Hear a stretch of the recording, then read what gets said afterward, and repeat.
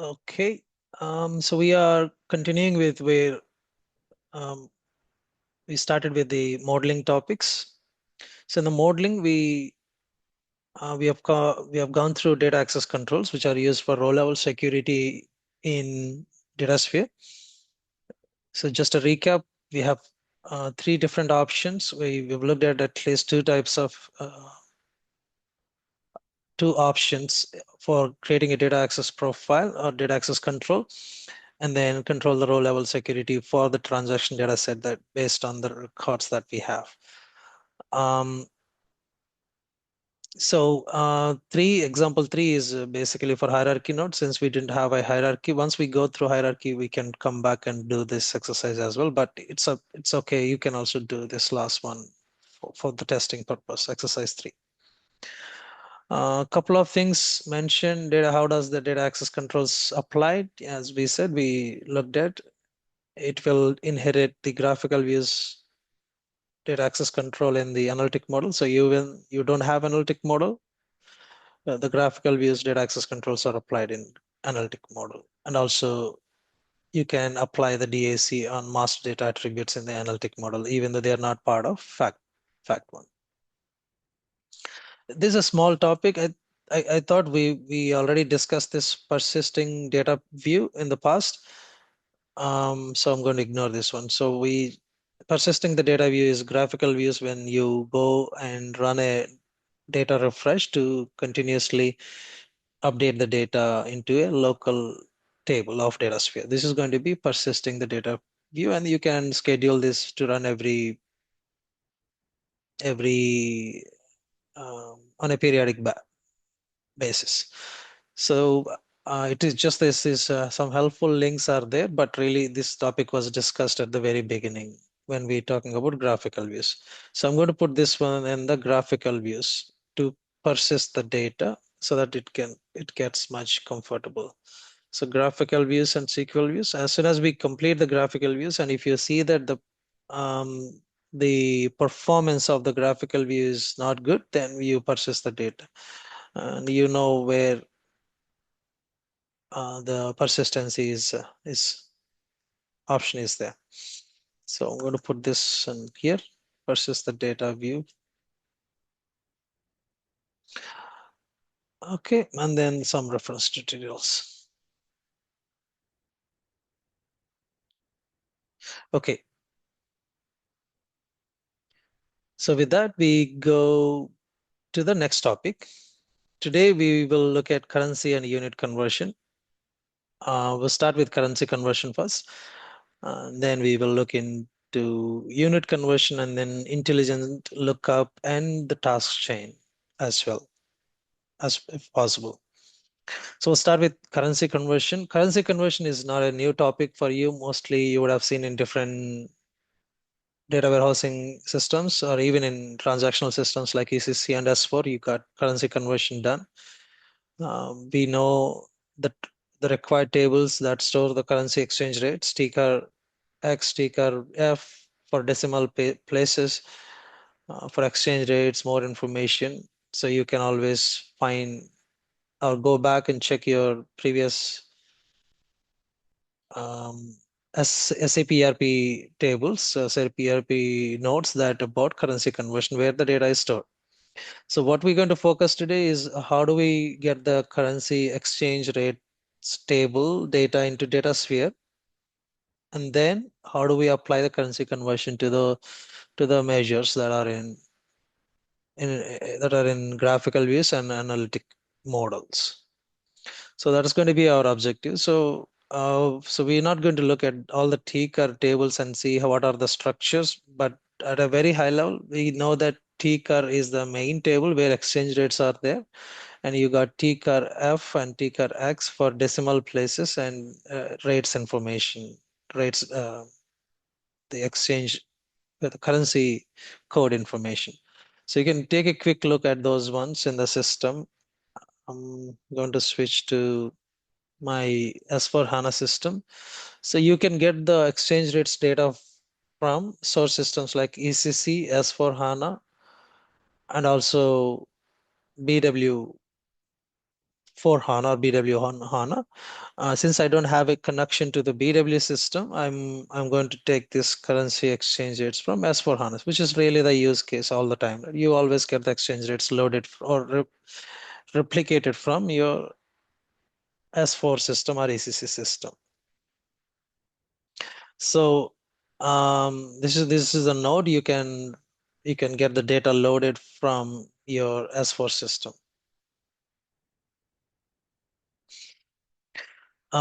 Then once you have those data loaded, there you will be applying some data flows. Actually, you deploy the data flows and then require data flows to get the data from source into the target system, and then you apply the currency conversion in DataSphere. Let's take a look at the currency tables first. ST HANA 5 SK, and then SE11 Tcur. This is for the exchange rates.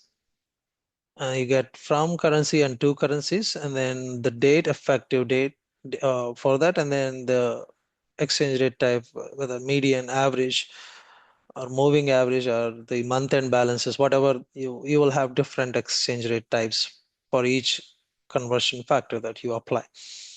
And you also have Tcur F. This is for the conversion factors, and this is actually going to give similar thing, but with the factors like decimals. And then there's another one called decimal places, Tcur X.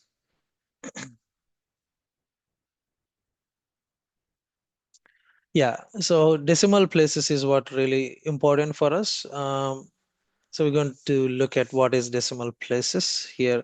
So each currency will have a decimal places. Most of the currencies are 0 decimal places, but some of the currencies where um, Japanese currency, USDN, or Colombian currency will have generally be adjusted for decimal places in real system. If you don't see a decimal places, the formula changes according to the configuration what we're going to have. If you have a decimal places, it will. This is not new. It's been applied in BW and also any other data integration happening in S4 system or ECC to target system. So we will take a look at it, how these things work after we reload or integrate it into the DataSphere system. So now we have our currency exchange rate tables required. And then the first thing that we're going to do is we will enable those currency exchange rate table in the target system. So I'll switch to DataSphere system. So that's going to be the prerequisite. So we'll have to import the currency conversion views into DataSphere. So the way that you go to the DataSphere application, and then home. So I'm going to create a new folder for this one. Say in the data builder. The same folder, new folder. Say October currency conversion, something like this, and say create. There isn't much topic on this currency conversion. We've been doing it. Just you have a source currency, transaction currency, have in one currency, like a document currency like USD, CAD, and everything. And then you wanted to report this currency in one global currency or converted currency that you are interested in. So and then you prepare a currency conversion to have applied the exchange rates that are applicable for source currency to target currency, and then your new column will be calculated according to the currency conversion table values. So that's pretty much the concept it's all about. So in this particular folder, what I'm going to do, I will create a currency conversion. You unit conversion views and also currency conversions. We have looked at almost everything other than intelligent lookup, task chain, and these two. So we're going to cover more these objects today. So we'll start with currency conversion views. As soon as you click on the currency conversion views, it's going to ask you manual or the respective from the respective ABAP connect systems that you are connected to. Currently, I have these three different connections available in my system. This is used for model transfer. This is used for remote only. We're using Cloud Connector without DP agent, and this is the on-premise regular connection that we have. Or I can choose manual so that you don't get any data loaded from the respective source system. You will do it according to your. Sorry, so I will not choose manual. Instead, I will. If you're doing it using a flat file, you can choose to do by manual, and then there are files for currency exchange rate from the SAP TechEd presentation. I can show you where they are if you wanted to do it in the trial system. What is going to be, but even in the trial system, you have a source system connectivity. So your source system will definitely have those. Even though you are unable to connect a source system in the trial system, you will have the currencies available there. So you can really use the target actually source S4 system. So I've selected S4 HANA system, and then you can see immediately data flows and tables and views are enabled. So you can see all the TCAR V X. This is for exchange rate types. The currencies, decimal places, quotations, business exchange rates. This is the main important table. And then factors, and then codes. So this is for text anyway, currency code names. These are all the tables that are required for currency conversion to take in place. And you can see the target table names here. These are going to be your names that will be generated in DataSphere after you do this activity. And then lastly, views.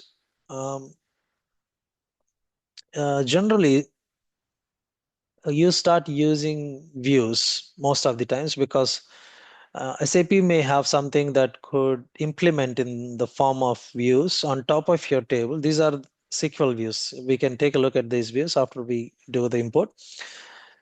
So if the table is not good enough for you to use it in the currency conversion, these ones, then mostly, yes, you can use the tables directly for currency conversion.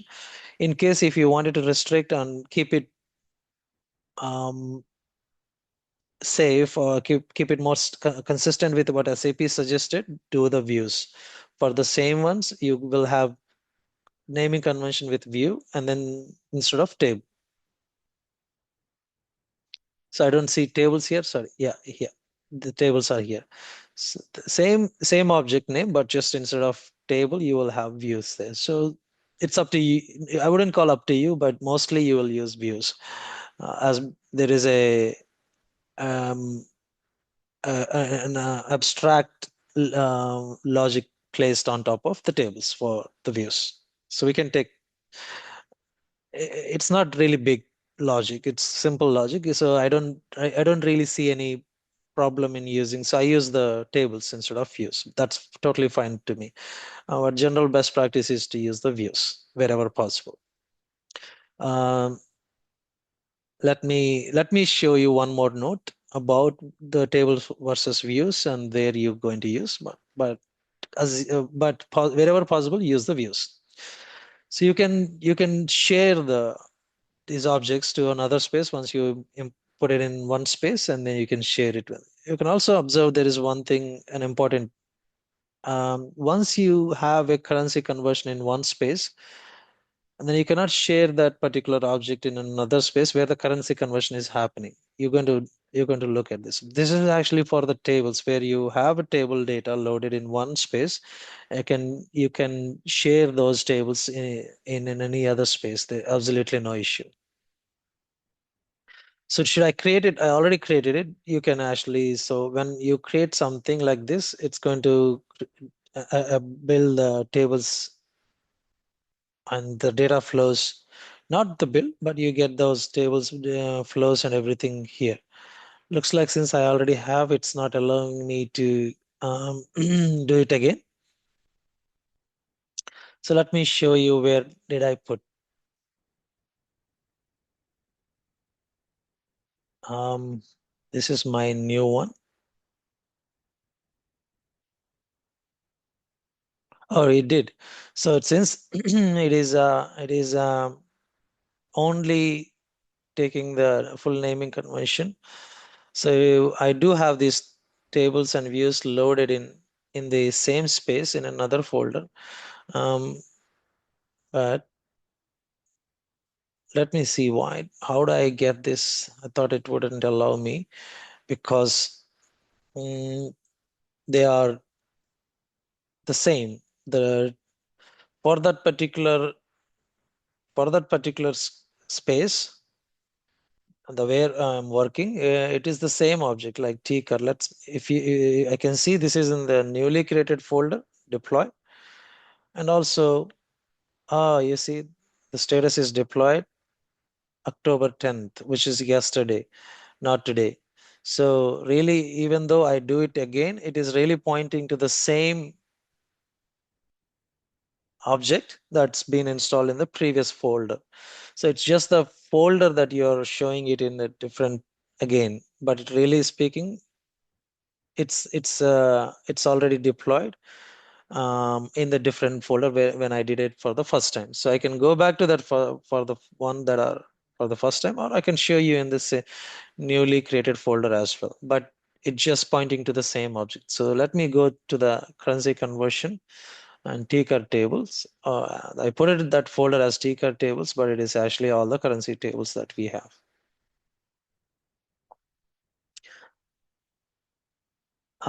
Okay. So you see, I didn't observe it before. So as soon as I deploy this one, all my objects were here before. They got moved to a new folder that I used. So for example, um, yesterday I put all the tables in this folder, tcr tables, and the views and views and the data flows and everything. But as soon as I tried to do it in a new folder, they took the same reference of those objects and moved those objects to the newly created folder. So be careful about it. So somebody else is doing it again in your project.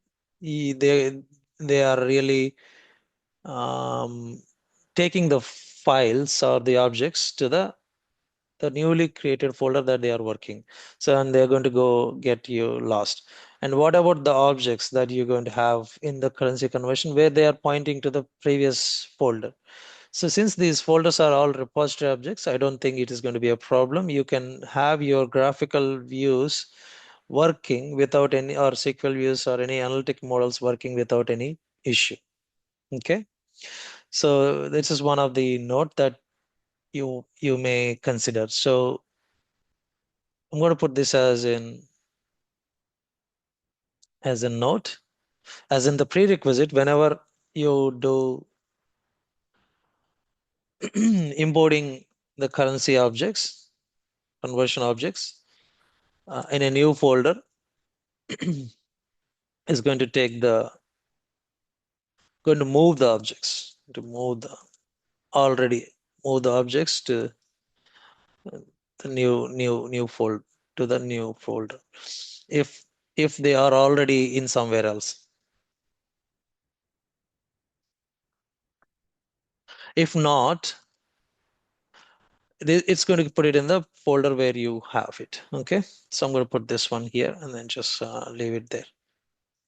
Okay, that's good. We put that note for you. I will anyway give this note for your further reference, so you can download and use it for. Okay, so that's done. So So since I have my newly created folder, I'm going to move this to newly created folder, which is And this is a simple navigations, folder moving, creation of these objects. Don't worry, you can easily follow when you go through the recording. So you got these objects, like you got some. You can also apply the filter and look at the types of objects alone, but I'm fine. So you got only handful of objects, 24. So you got tables. These are all the tables with this, and you got the views. You can open a one view. For example, I wanted to open um, currency code, currency exchange rates. So as soon as you click on that, it's going to open a SQL view. Oh, it's graphical. Okay, I thought SQL. Some of them definitely SQL views, some of them graphical views. So did I click on the data flow? Sorry. So I think I clicked on the data flow. I was really trying to access the views. So accidentally I clicked on these are the data flows. The views are here. So I'm going to click on the conversion factors.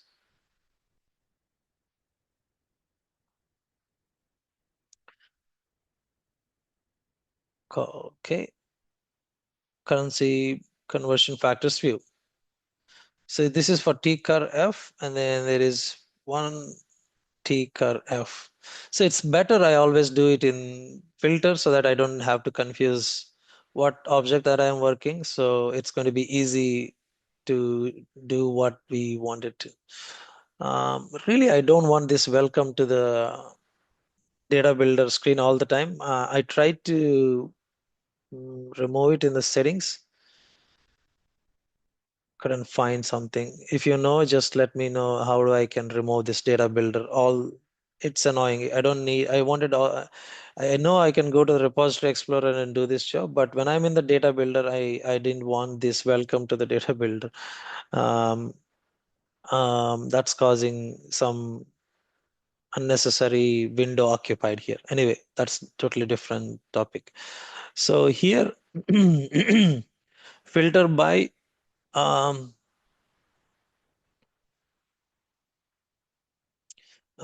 dimension, relational data set objects. My objects collection. It's okay. So I don't have semantic usage status consume. Okay. So I don't have the object type filter here. So the only place that I can go to is repository explorer. Sorry for that. So I will go to repository explorer and then get a better view to do this analysis.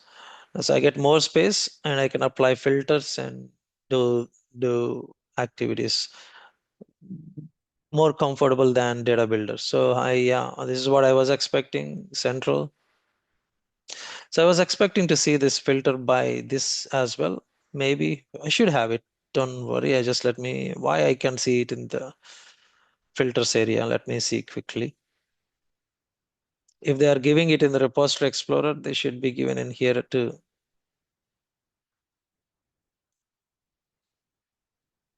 I'm going to click on more objects on the left hand side.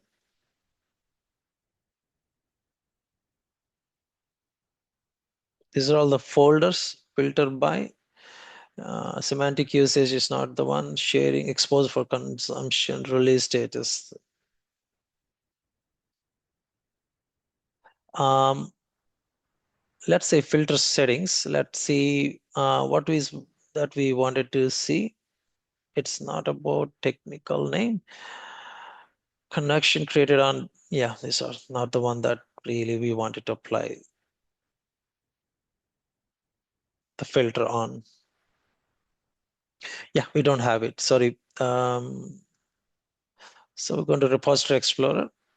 This is where I have the right filters to be applied.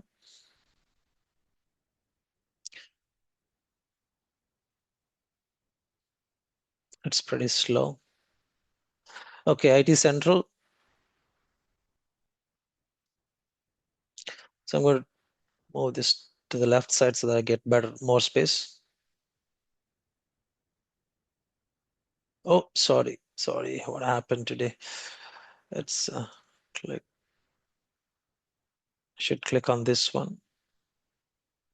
to remove the area. Then I'm going to select this one and then select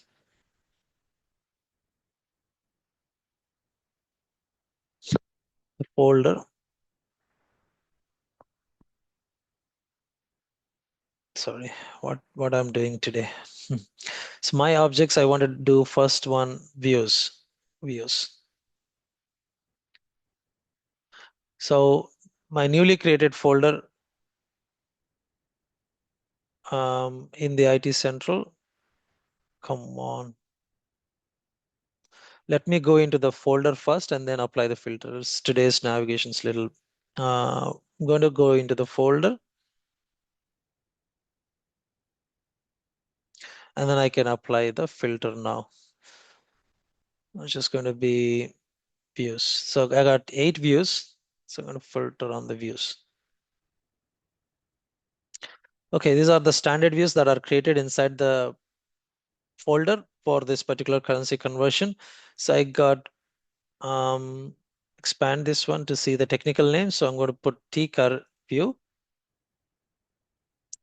and I can see the definition of it. This is actually, it's almost same, but just that the date format is taken into an SAP represented date format. Why they have done this one? Basically, they wanted to use this view as the currency conversion and they wanted to make sure they apply on the internal format of SAP. So all your graphical views, sorry, all your views are SQL views, and then they are created on top of the table and with just um, with the name different, right? Okay, so then the next thing that we're going to look at is this time I'm going to switch to data flow. I will keep the data flow on. Okay, now I have both data flows and views. I will switch off the views and then I can show you um, the exchange rates first. So click on this one, and the very first time that you're doing, you're going to run the data flow to get the data from these exchange rates CDS views if it is S/4HANA system.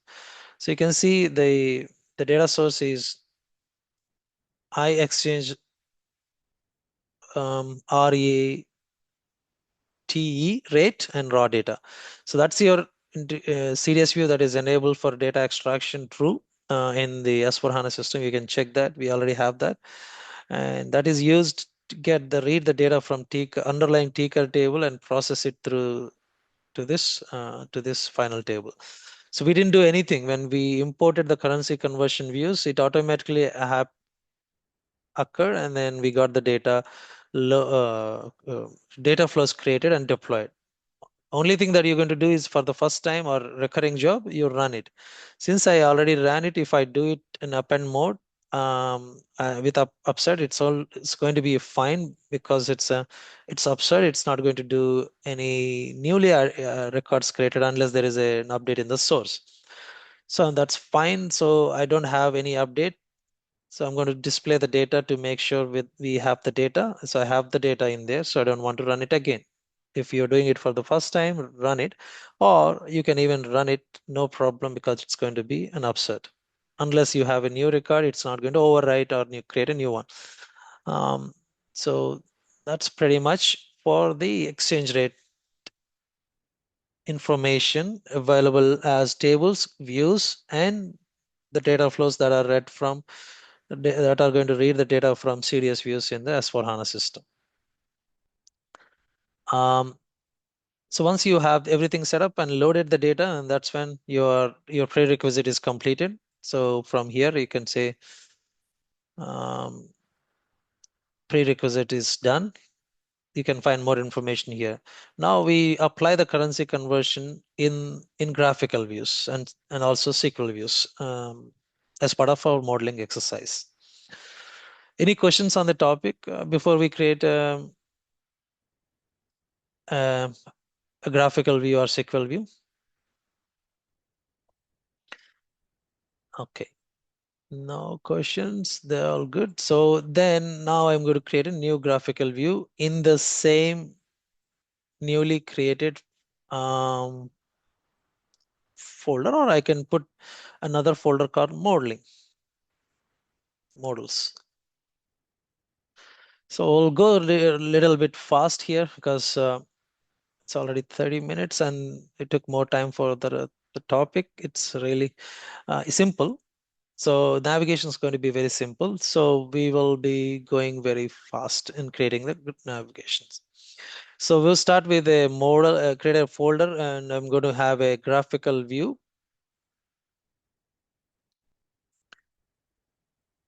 Um, then I can drag the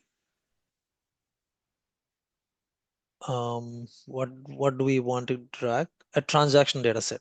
So I wanted a transaction data set where I wanted to apply the currency conversion. So I have my HANA cloud system. So I'm going to create a new table like this. I created in a new table. I can drop and recreate it, but it doesn't make any difference to you. So I have it simple. I'm going to give this table in a syntax. So you can use this for your exercise. This is available for you to use or download from the materials. You can use this one.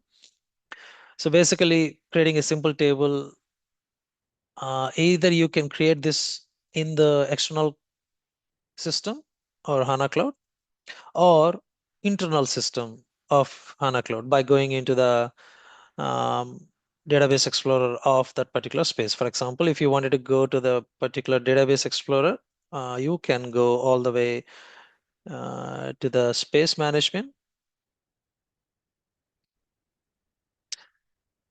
But in either way, so either you do or you completely load it using flat file. It's all up to you on how do you get the data into a table.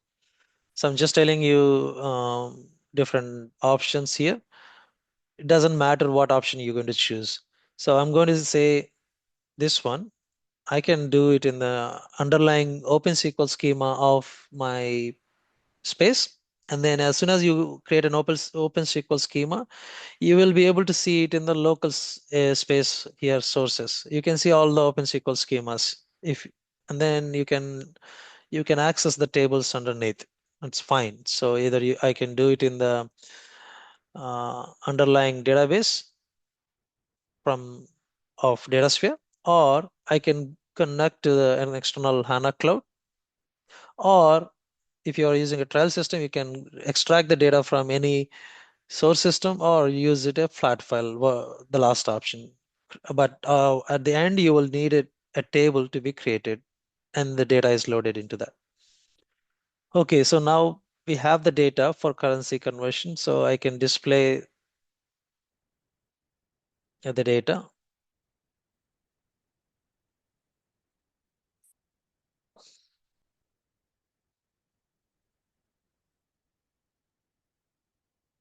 Okay, so I'm going to put this select star from currency conversion.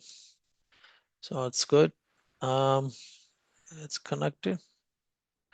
It's connected and then run it. Yeah, that's it. You can see there are 6 records that I created, very simple records with the invoice date in January, Feb, and March, April. And I have different currencies here: USD, CAD, Euro, and then amount. So I'm going to convert this amount into USD or Euro depending on the currency that user is going to select.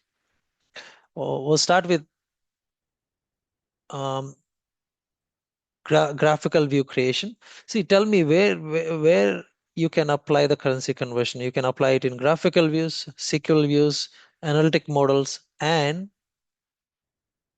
data flows, and as well as transformation flows. So it's not only modeling. You can do remember in BW also, you can do the currency conversion in the transformations of BW objects, or you can do the transformation, sorry, not the currency conversion in the transformation, BW transformation, where you physically store the data after performing the transformation, or you can also do the currency conversion in the reporting area where you don't want to physically store the currency converted values in the backend of BW system in a DSO or in a cube, and then you wanted to calculate on fly for analytics purpose, which is in the BEX. So similar concept. If you wanted to do more graphical views and analytic models, then you are doing it in a virtualized on-flight calculation. If you're doing it in the data flows or transformational flows, then it is calculating and you're storing the data results in a table. Same way. But you cannot do replication flows. You cannot use replication flows to do the currency conversion because replication flows are not meant for transformations. Okay. So with that, I have data and I'm going to create a new object here. Say I have a new graphical view. So if you are having a new a connection established to HANA Cloud, then you will have to run a data flow to get the data from that particular, or replication flow to get the data that is available in this table to be loaded. I already did this one, so I can find the table in the repository. So I put that table in my currency conversion folder. So you can see this is my local table that is being loaded from the HANA source. It's pretty simple. You ultimately you need this table to be available in DataSphere so I can display the data here. It's going to be exactly same as what we have it in the HANA system, the source system, or you can consider it as a flat file. So same thing, no change, no transformation. And then what you're going to do next, you will need a transformation. In the graphical view, you can get the transformations by clicking on that and save FX. You can get a formula here in the click on that node, switch on the details. I'm going navigations a little bit fast because you would have easily seen on this one multiple. So you are in the formula editor and then create a C plus. The option that I'm going to select, the columns in the FX, and then click on the plus. You got calculated column and currency. You can do the currency conversion by using calculated column as well as currency conversion column. So let's start with currency conversion column that is being given by SAP so that you get better.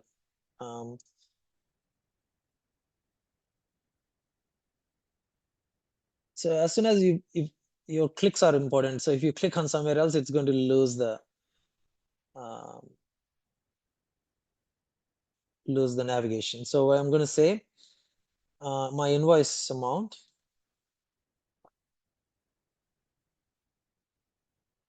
I will call target. This time I wanted to hard code first, and then we can put an input parameter later. I will leave that so that it can be a hard-coded one, and then also it could be an input parameter one.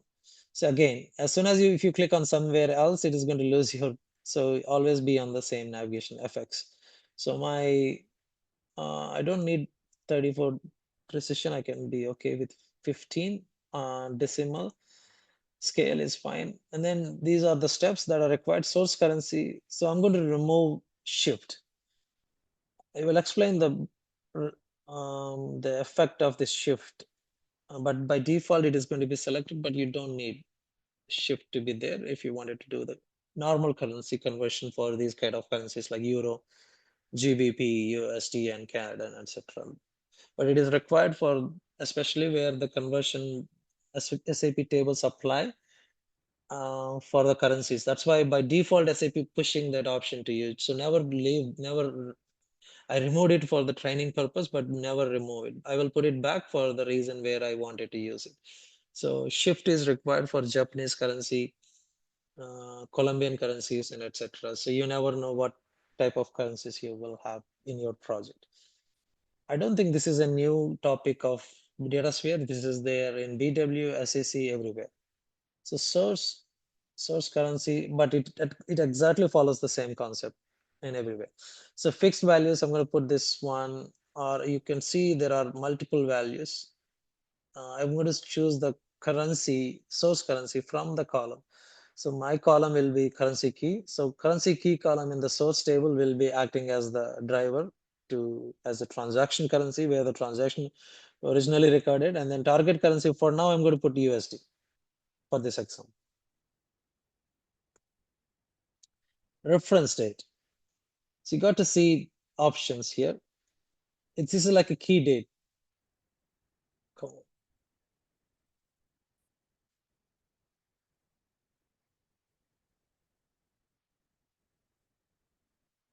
What is that error? 3-character string. The client of, okay, did I put wrong? Okay, client 000 is the default client in my test system. That's fine. Reference date. And then still there is another error. Okay, I would have done a validate error. That's what it is complaining. But if you look at this one, the reference date of the calculate column is empty. That's what I'm trying to fill. Well, usually it shouldn't be the case. Let me just get this. I'm trying to enter. That's going to be, that should be allowing me. What I'm going to do, I will save it and refresh it. Just there's usually it's not a problem at all. It's just giving me stuck error. So I'm going to give a save model. So I'd say graphical view. Yeah, I'll put everything lowercase so that currency conversion.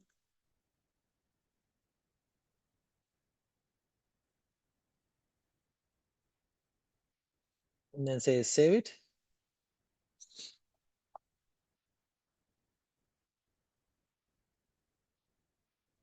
So I'll come back to the same graphical view. I'm not doing anything, just refreshing the screen.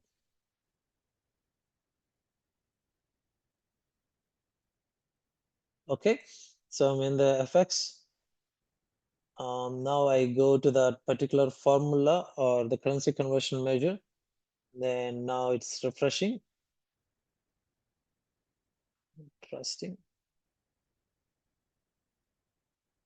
Source column is good, and then everything is good, and then um, let me choose the currency conversion type also, but that's not a problem. Yeah, if I get this type of problems, I don't see anything other than a refresh problem. Hopefully, if not, I'm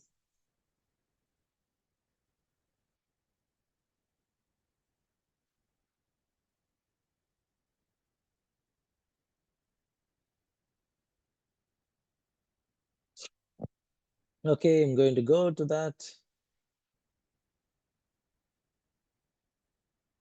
Yeah, now it's working. So yeah, most of the times if you get this kind of stuck, then there's nothing else other that you can do. It's better you save it and then refresh it. You get back to the normal state.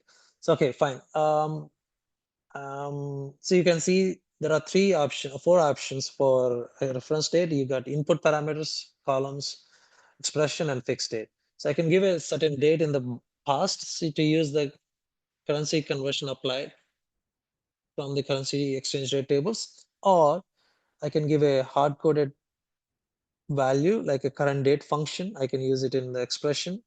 I can hard-code it a fixed value or a current date function so that it's going to take the latest exchange rate applicable for the exchange for that particular exchange rate definition.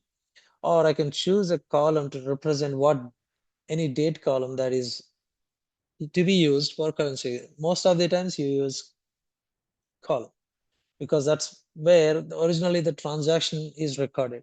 So you wanted to apply the exchange rate at that point in time.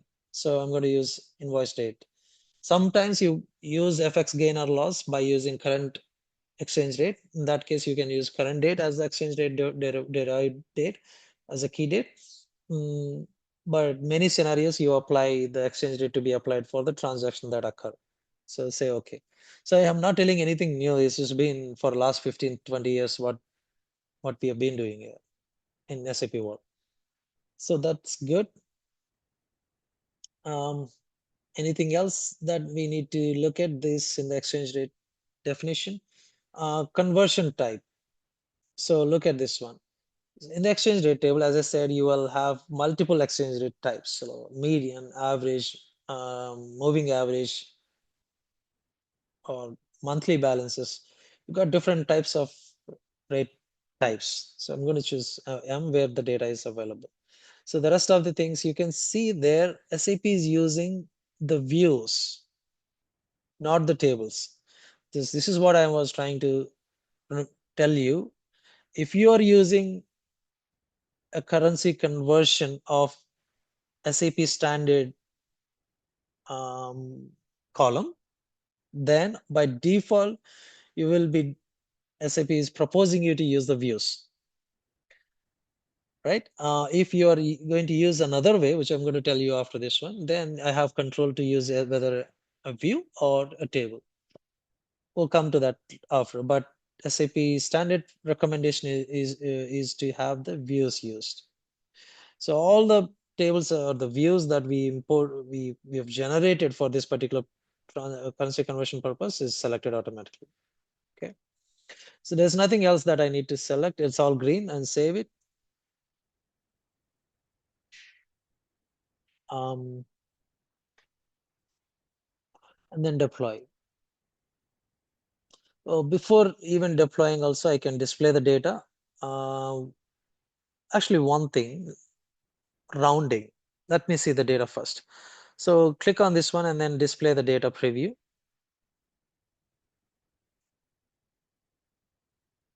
My newly created column is there. I'll talk about this one, the precision handling. I'm going to put the rounding anyway. So you can see the newly calculated column or newly, I wouldn't call it newly calculated column. It's a newly conversion column, currency conversion column. Values here, USD to USD, no change. For CAD, 3000 CAD is 2000 USD at the time where exchange rate is being taken place. For euro, it is 2600 euros for 2000 USD. So that's, and then 4000 USD. So what exchange rate it applied? You'll have to go and find the exchange rate table and then see whether the exchange rates are applied or not. Before that, I wanted to apply a simple rounding factor so that it will get better representation. So how do you do the rounding? Go to the details and you're applying, sorry, go to the FX calculation and apply steps apart from convert, do the rounding as well. So round, I did that, and then that's going to get me data changed. I'm going to switch off the details and then save it.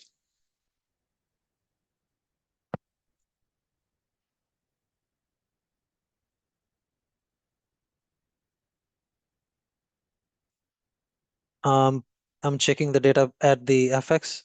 So you can see now that it's rounded to 2 digits. So it's, but the numbers didn't change at all. So you got numbers all good.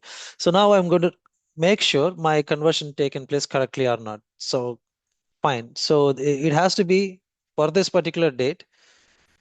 And then the currency keys are source keys are this one. And then target key, we know USD. So the easy way for me to do this one is to identify what is the factor applicable for this one. So it will look for this in the exchange rate table, any date below this date, exchange rates available on or before this one. So if you have an exchange rate on January 3rd or anything, this is completely ignore and then filter only the dates that are less than this date. And then after doing the filter, it's going to take the most recent available invoice date. Let's say if you have it January 1st, it's going to take the applicable exchange rate for January 1st, or December 20th is the earliest or latest for this date, then it's going to take this one. So let's take a quick look at that in the what are the available rates.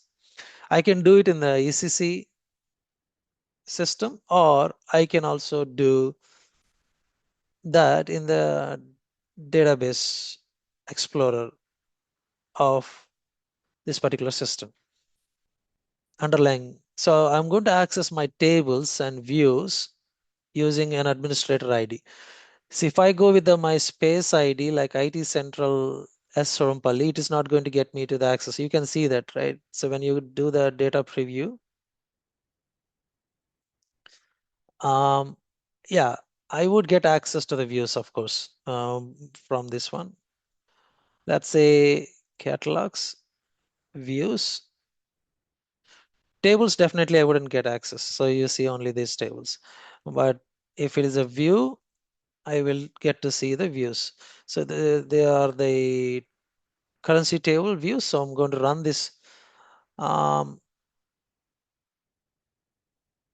ticker thing, right? So I'm going to say select distinct. So the problem in running the data preview on the views here. So this is I'm running this is a table.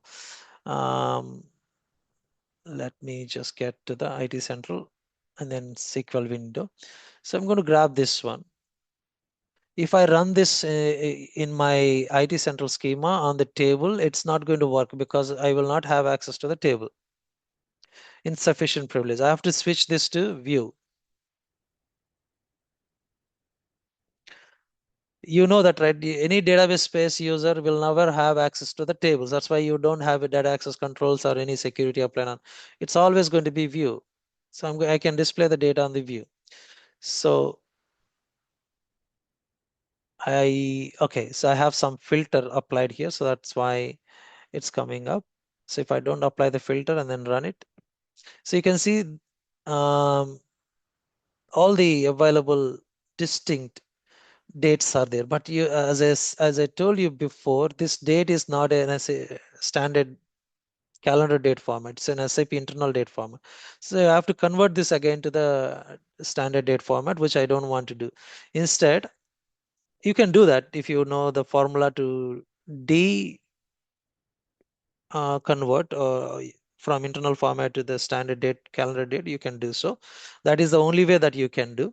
But I have another privilege to do that because I have an administrator ID which have access to the tables as well.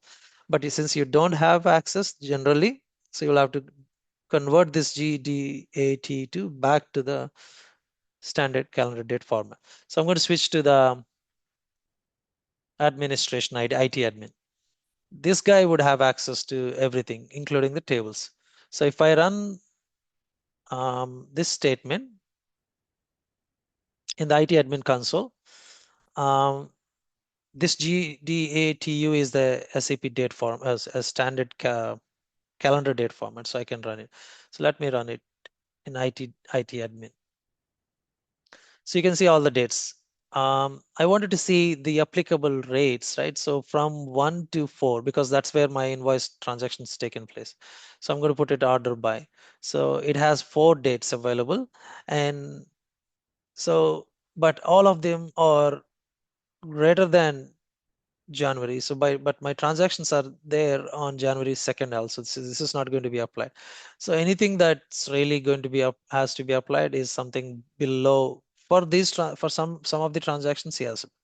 But take a look at it. I don't think these dates are really going to be helpful. If you look at the data for CAD to USD on the, let's say this one, it's available only on 3 dates. One is in 1789 and 2001. So it doesn't matter because unfortunately I don't have a lot of data in my test system. The only date that I have availability is 2001.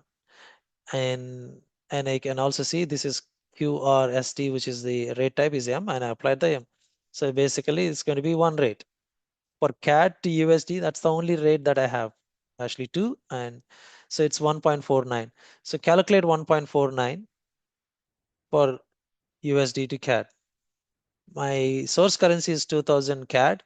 So if I multiply with 1.4 divided by 1.49, actually 3000 is my CAD, and then USD is it says the conversion factor is 1.49. So do that divided by 1.49. So it's going to be 2013. But since I rounded it to 2, it should be 2013. So is that the same value that I get there? Um,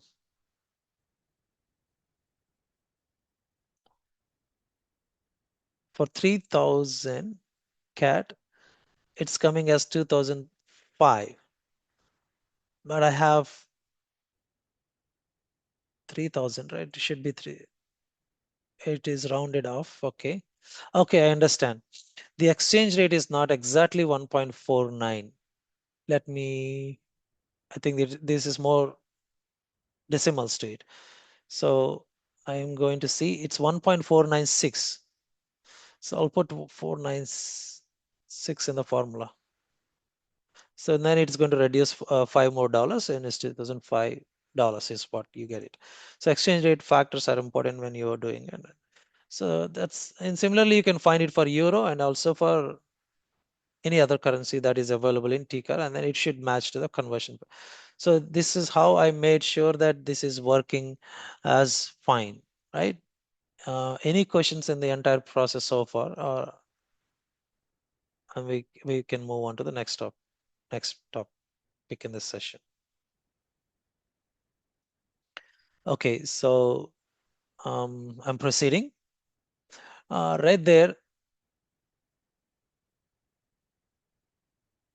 Okay, just question. Yeah, yeah. So we have the topic anyway, so it's fine. So we are now, the first thing that we have here is in the details. So as I said, when we created this column, we used a fixed hard-coded value. I can apply an input parameter. So I can do that. I'm going to remove this newly created. What is this column? Calculated column. Is it a new one? No. So let's go back to the previous one. I'm just seeing what are the newly calculated columns. Okay, all good. So I'm going to switch to this to the an input parameter. Simple. There's nothing big in it. Go to input parameters, modify, create IP target currency. And then I'm going to say I don't have any value. If you have a value, we're going to talk about variables in the next session. I'm going to leave it as USD or actually CAD. Then say OK. I can use this in the command change. It's all semantics. That's not the one. I should really go into this one. Clicking on it.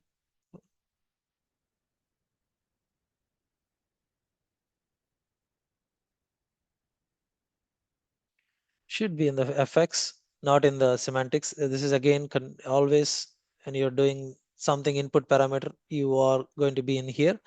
And as soon as I finish my input parameter, I should have come to the FX and I was not there. And then I was still clicking on this node. So this is, if I get a new different color, that will be really nice. Instead of looking at the description, it's not really good. So to pay attention, having a different color, or make sure you are in the right node. So select here and then come here. That's where you are going to be.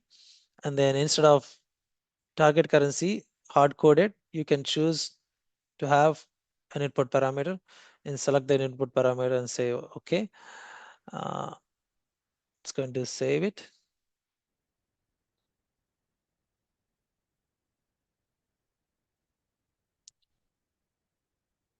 And then deploy. No changes, just that input parameter has been added. We'll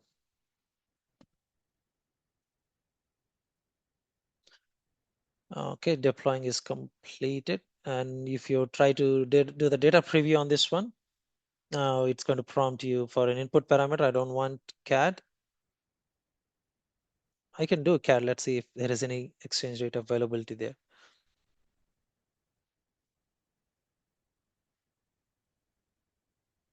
Yeah, now the CAD is not changed, but USD is changed to CAD, and then Euro changed to CAD as well. So it's just not working fine. So I can display USD or CAD and all working fine. This has been done as in newly converted column. So there's got also another option here quickly in the details tab. So when you're creating a newly created column, I have two options when you do defining the columns. So this is one conversion column. This is what SAP generally SAC Analytics Cloud has conversion columns to dynamically calculate in analytic mode. But more all the time we used to have calculated column. This is not something only for currencies, but anything. So I can also do something like this. What is that called? Invoice amount function. I'm going to use or expression I can use. Better is function. So in this way, I'm going to create a currency conversion using an expression. You can display functions, columns, and parameters and others. So I'm going to use a function. So click on function. Okay, data type. Make sure you have a right data type. So I'm going to have decimal. Precision 5 is fine, and expression. Go to the functions. Since you need a bigger window, click on expand button. And then choose the function that you want to use. Conversion function. There are SQL functions there for currency and unit. Just do it. You get a for syntax here. Convert currencies and provide the parameters to it. The parameters are pretty simple that you would have used many places. I'm going to grab the parameters. These are the parameters like amount. So should I really type in or just copy paste? It should be okay, right? So I'm not going to, it's not, it's very user friendly. It's in HANA, it's in the BW, it's in SAC everywhere. Okay, now you see the parameters. So amount is the standard parameter that is expected by these functions, SQL function. Then I'm going to pass invoice amount as the source. Same thing what is been assigned in graphical view, I'm going to give this one there. And then steps. What I did, I said round and convert. Round, if I don't want to do rounding, I can see whatever the parameters that you see for there, you are just applying it. Source unit, I'm going to choose the currency key column from the source. Target unit is USD. It's hard coded. If you are having an input parameter, apply the apply the input parameter. You know the format, which is going to be um, IP, or actually you might find the input parameter right somewhere. Um, Parameters. Uh, Click on that. So you get it. Simple. Okay. So that is the syntax for input parameter. Reference date, invoice date, as I said, transaction date. Client 000, that's where the data is available in my S4 HANA system. Conversion type, I choose M. And then schema. This is my idea central schema because I downloaded all these views. It has to be the place where the currency objects are available. IT Central. And then you give the precisions table X and then configuration table and currency table, decimal rates table, and etc. So I give the table. I can also give the views there as SAP suggested, but I wanted to give the table. Doesn't matter. This kind of SQL function works fine for tables without any issues. So validate it.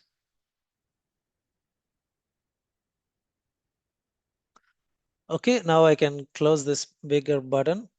Now I have a function based newly calculated column. I'm getting warning or error saying that, okay, expression calculated column is invalid. So, okay, I'm going to go check what is there. Click on that function.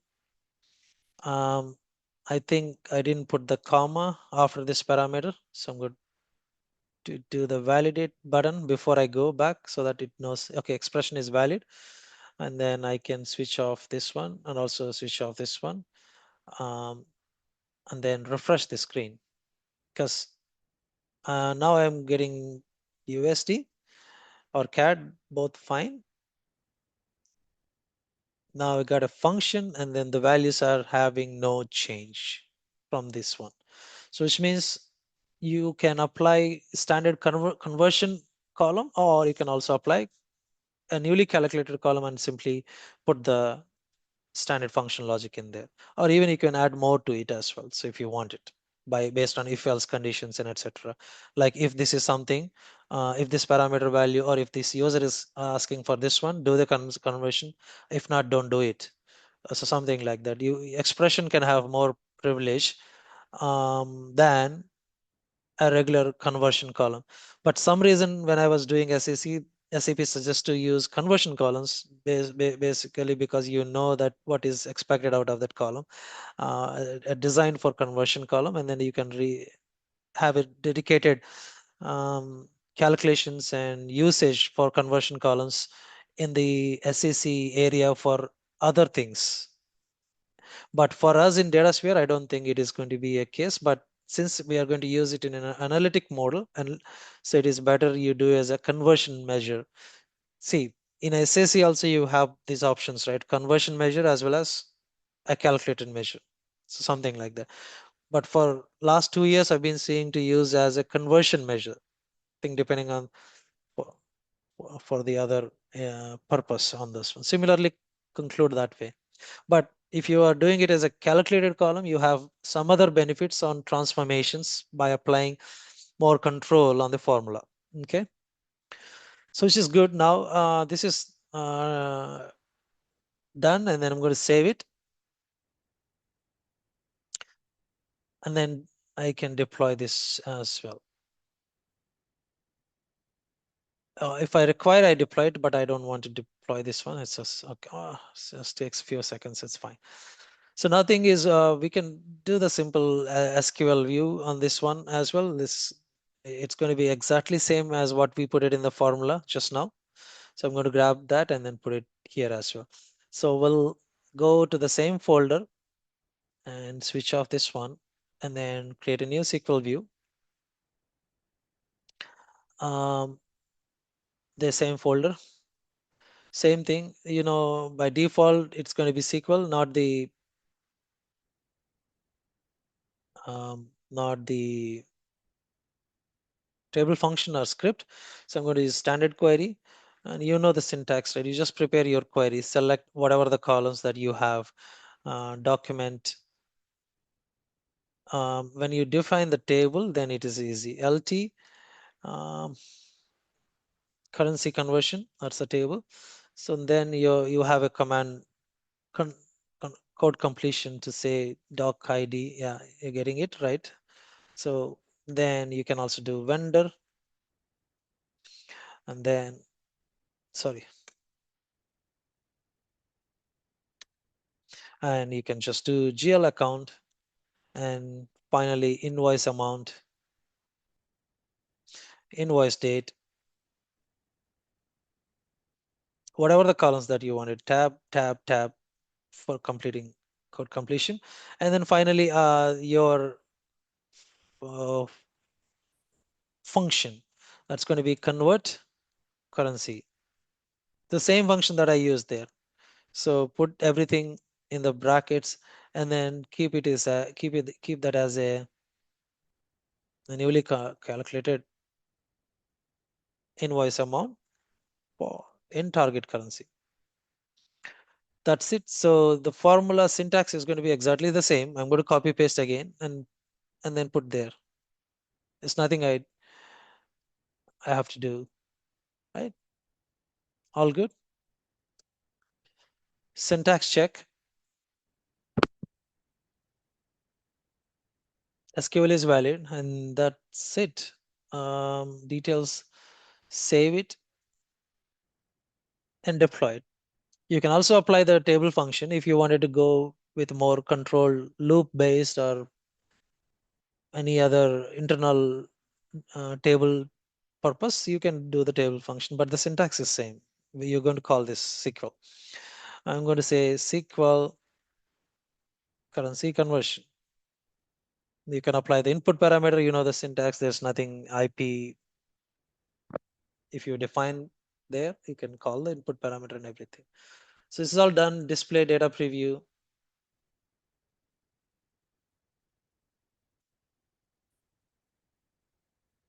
So convert currency is the HANA SQL function. You can apply this. So standard, get the same results as we are expecting to see there in the graphical view. So no change. So which means we are good with this. So you do these exercises, so whatever I put it in this one there, so you get comfortable. Exercise 3 is done. Got this one. Oh, I should have just used this one or same thing, but it's fine. And exercise 4, use the table function when you have a requirement to store the data in a temporary tables, intermediate tables, and loop it and etc. Or conditional based processing. Data flow, you can do this same. You go to the data flow, create a new column, fx, and then apply the standard function of HANA, do this one. You can do this practice, right? And you can also do the practice with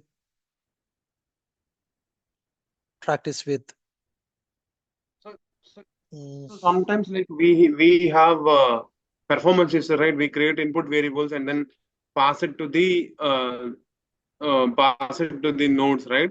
So in is it the same way like how we do it in native HANA modeling? In case we have performances or we have input variables, so we need to push them to the lower node or top node will be fine. um, lower node of sorry, input parameters you mean to say? I mean, suppose you have input parameter to increase the Yeah. performance, you have created one input parameter. Okay. Hmm. Now you have multiple layers. Like you have created a join for two tables, and then you joined many tables, and Oh, then it okay. become an General. analytical Okay. model. So okay, it's a general question. I thought really confused because I got so confused because we are talking about currency conversion. You all the way, no way related to this Sorry, topic. sorry, You yes. got it in something Because we else. have That's used why I got. input So parameters. yeah, So that's generally performance. Yes, you put the filters in projection as early as possible so that the data is filtered and further processed. Yeah. okay, okay. Okay. Um, Srikanth, what is that a table function? How it works? uh, SQL there details. SQL script table function. Remember, we got initially when we talked about the graphical views and SQL views. Um, Here in this area, we looked at the both option. Table function as a script, right? Tables, SQL procedures and functions are SQL scripting where you can store intermediate results and you can loop it. You can, but transactional SQL doesn't do anything. So something like that, you can declare a table, you can declare variables. It's like a program.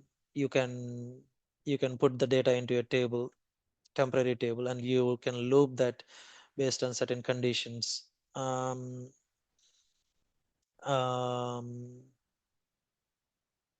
and etc. So you have more scripted declarative logic to say in, I wouldn't call declarative or imperative, that's totally different, but you can have more what exactly you want it to do, you can do it inside the script, which is declarative, of course. You can put a table function, loops, and for loop, and etc. You can do so. So I didn't do it, but yeah, basically what you're going to do if you are doing it in a temporary table, you're going to insert it in and then put this select statement inside here. But your your what you need to do is as a table function, you must declare all the columns that are required. Whereas in SQL query, you don't have to do because it's automatically taken from your query, um, standard query, and then put the columns listed here, 6 columns. But in the form of table function, you would have to explicitly define those columns here, and then prepare the code as in a declarative mode where you declare the variables, internal tables or temporary tables, process them, do a loop, any kind of custom logic that you wanted to do um, in a more declarative way, you can do so using table function. Okay. That's going to be that. I will come back to the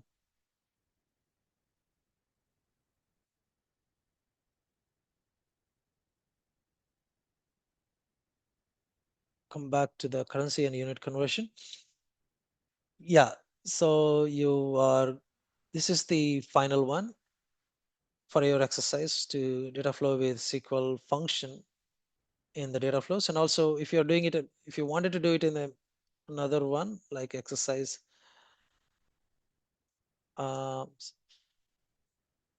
or something, you can do so like in a transformation flow. But transformation flow in any way, they are going to take you with graphical view transform or SQL view transform.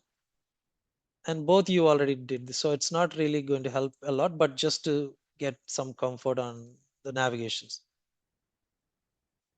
Transform, SQL transform. But you're going to create a transformation flow to create the currency conversion, but using graphical view transform or SQL, which will indirectly going to use the same thing that what we have seen so far. Okay. I'm going to switch this to blue. Okay, for your practice. And then I'm going to leave this there. Analytic models, we will cover both analytic unit conversion or we complete the currency conversion in analytic model and then we can come to the unit conversion after. So the next place where we're going to do the currency conversion is going to be analytic model. I put it in here in the analytic model. Okay, so now analytic model is after aggregation. So whenever it's the same behavior, see currency conversion in S4 embedded analytics, CDS views or native HANA, on-premise or cloud or BW or SAC, 4 areas almost very similar, more or less similar. At the same time, you also have before aggregation and after aggregation, we always talk about, right? So if you are doing in the CDS view, which is of type analytics.query true, it is always going to be after aggregation. So you have a formula used for currency conversion and you are having an aggregation on those measures. First, they will get aggregated to the columns that are in the aggregation for the query, and then currency conversion is applied. This is not correct for in many cases in BW. That's why we have an option given in a calculated key figure in BW, very old days, or even now, I think, I don't remember, but you have a checkbox to say calculate before aggregation, which means you are forcefully telling the OLAP engine not to do the formula calculation after you aggregate the measures or key figures. So perform it before aggregation. So that is going to be the case for currency conversion. If your measure is like an amount, always not a big deal to have calculate that after aggregation, right? So amount is always aggregated. It doesn't make a big use case for you to select before aggregation generally, but doesn't have to, it's not going to be a problem even though you do it in before aggregation, but you do it at a more detailed level if you're doing it for before aggregation. But if you're doing it in the Bex query or CDS view that is of analytics.query true or SAC or DataSphere analytics model, it is all after aggregation. See, it's the same thing before aggregation and after aggregation. You see, for other calculations like this one, quantity, price, it makes a lot of difference because you are multiplying something. Additions and subtractions doesn't matter whether you do before or after in terms of correctness of data, but multiplications and divisions are going to change. For example, you're not doing the same column wise and row wise, right? You're doing different operations. But if you're having sub addition and subtraction in there, that's fine. So for example, quantity 30 and then 20. So if you're multiplying this one 200, which is 600. So, and the total can be 800 or it can be aggregated first and then 1500. So which one is right? This is right. So you cannot put the other one there, right? So which means it has to be calculated before aggregation, which is this one,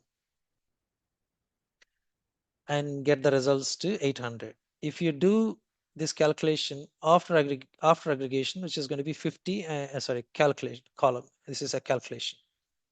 Any calculated column that is using star, which is multiply, will have this problem. Our conversion thing is not going to be because as long as you're using conversion factor as the dimension, not a measure, so which is going to be okay because our conversions are like, if that currency conversion column having an aggregation behavior to use sum, then you're in a problem. You're in a big problem if you're doing it in aggregation level. So if you're doing it in an aggregation after aggregation, which is of analytic model or CDS view analytics query true, CDS at the very top, then you must make sure your exchange rate is not aggregated, because your exchange rates are like amount. So I'm not telling anything new, Ashley. This has been there all the time. Converted amount. So my point here is that it doesn't matter. That's what I'm saying. Whether you convert into 1.2, which is going to be the target currency will be 4 or 3,800. Just multiply simply. And then same apply there. So this is going to be, so yeah, so whether you do this one here, as long as, because the rate is not going to get aggregated, that's what make sure. So you're going to be 5,000 and then this amount will be, and anyway you also have the currency column always when you calculating it, source currency column. So it's just going to be cat and cat. So as long as these currency column in the drill down and you have rate not in the drill down using the calculation, you're always going to rely on these three columns when you're doing the currency. Sorry, when you're doing the currency conversion. So which means they're not going to get aggregated for the same record multiple times. And then rate will be the same for that particular exchange rate. Of course, date. Sorry, I missed one thing. You can, without this all four characteristics together, currency conversion doesn't work. Okay. And then you have them in the list so that you don't have any problem with getting aggregation. So before aggregation and after aggregation, you will not have any challenges doing it in the number correctness of the numbers. Okay, but I'm just telling you the way, how does it work when you do it in the analytic model. So let's go to the analytic model.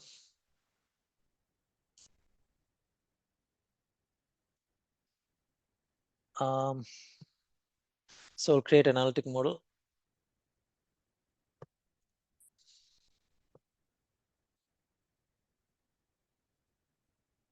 Oh, before that, I need to have a fact with measure. So, whenever you go to analytic model, you got to have a fact semantic. So prepare your fact model as semantics so that you're just preparing I can put a graphical view. So we'll pull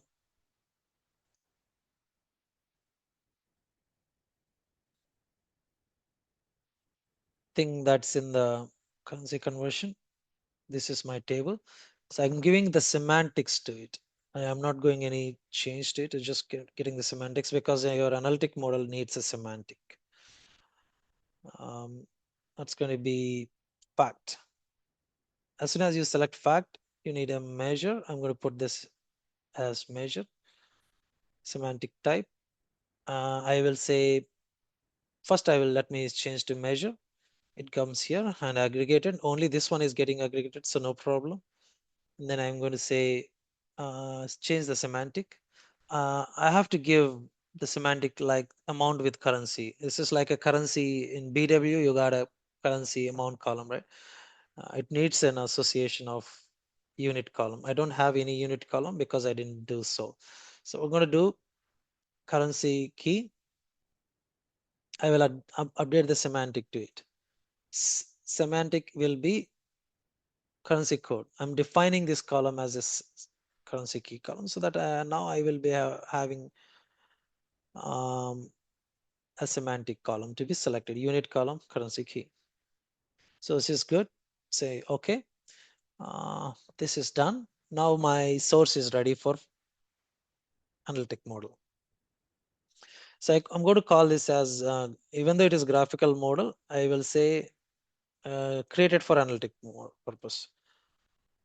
I'm preparing my graphical, I'm preparing for my analytic model with a graphical view. Okay, I'm going to deploy this one.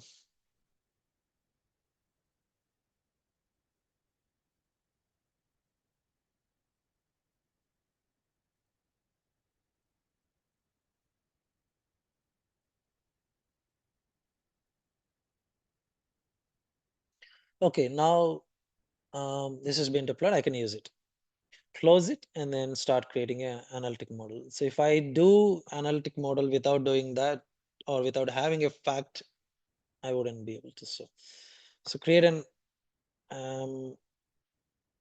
analytic model.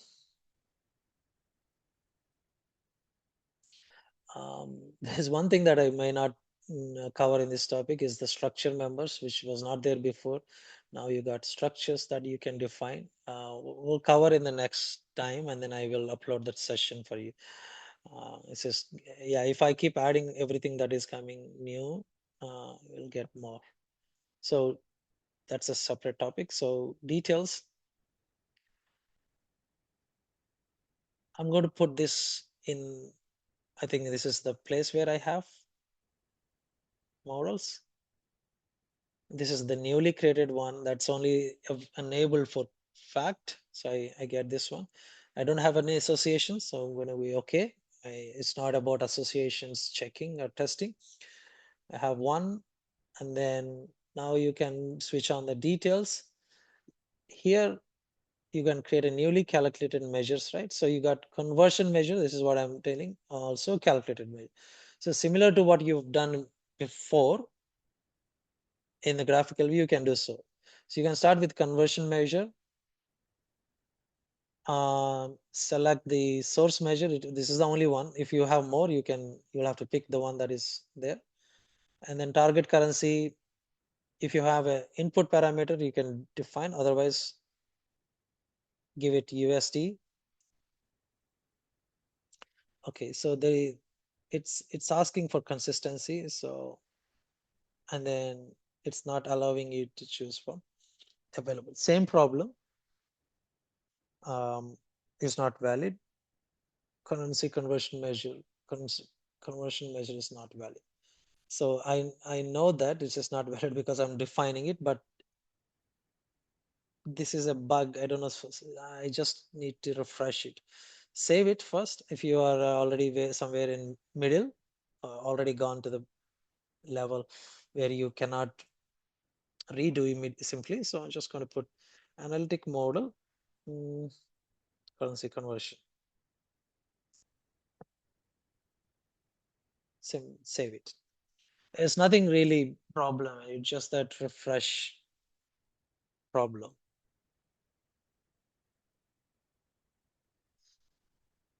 Okay, I will come to this one back again, close it, refresh it.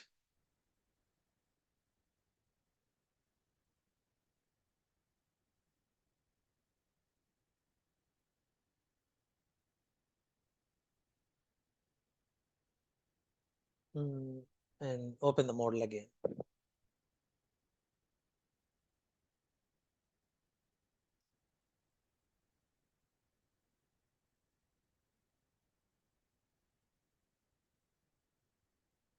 Okay, now it's a design time error. I know that. So we will be going into the conversion measure and then open it.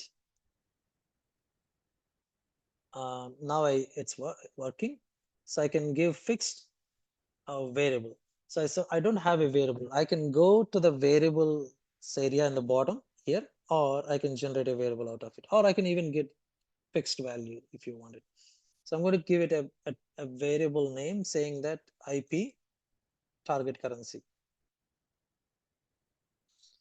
Or if you already define, you can choose to map it existing source code. I didn't have one, so I'm creating a new one. So select it.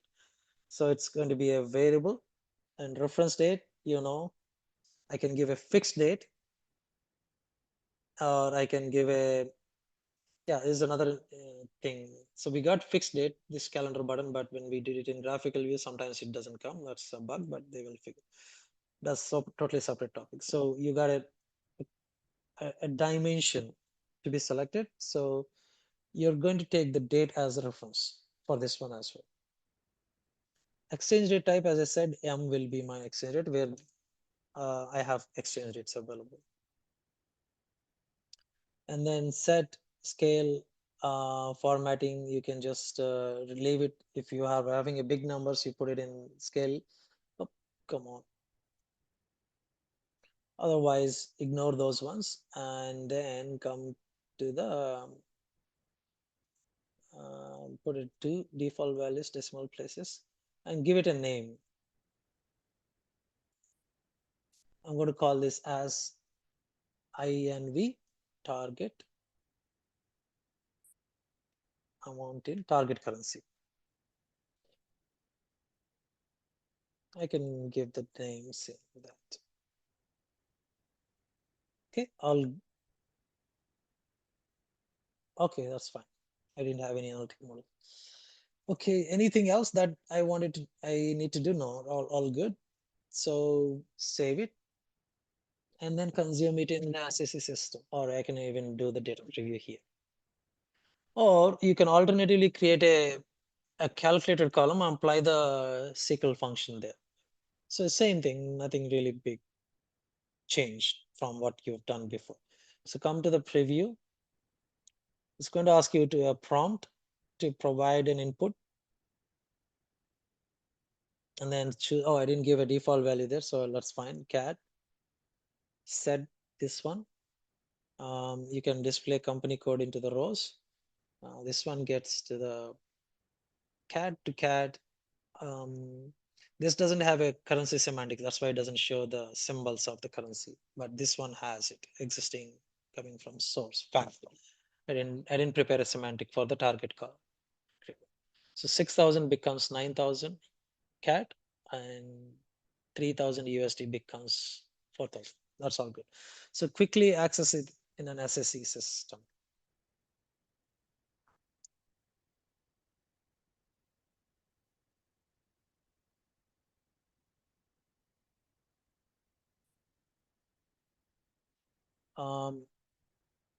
I will go, I will go to the folder first. Come on.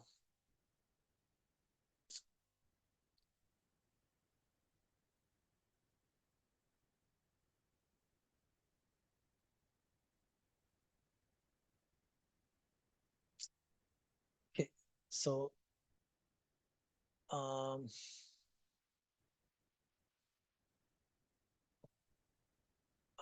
where did I put the files here? Public. So I'm going to put the story right there. I have a folder, so let me do that. In my files, public, currency conversion, plus story, just responsive. This time,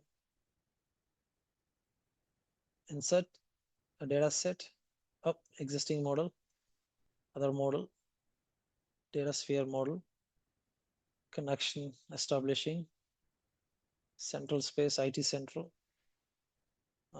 I have October batch models. I think I didn't deploy, maybe. Model. Okay, not deployed. So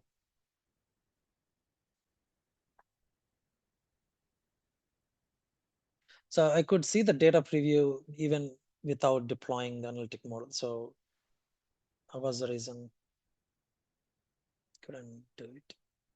I thought I deployed it. So it's deployed. Now I can go to the catalog and refresh back to the DSV Live. I get central October currency conversion models. Should see my newly created analytic model. That's going to get me the same result set, which is going to be USD, CAD, fine.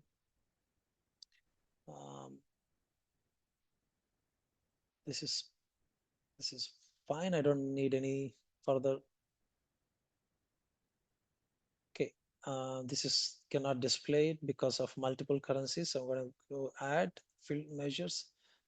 Sorry, filters. I will add newly calculated column or converted column. Say okay. That's coming now because it's one currency. It was able to display. If I get to the company code to the rows, it will be fine because it's each company has its own currency. So that's going to be it. Cool. So it's fine. This is the story that you can test it. I'm going to save it. Public currency conversion. Currency. Converted. Story. Okay, save it. So that's fine. So with that, we conclude currency conversion topic and move on to unit conversion.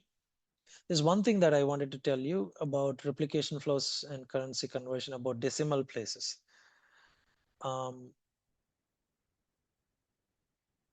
See, currencies with different decimals like Japanese and USDN usually has to be converted back. For example, if you look at this community blog,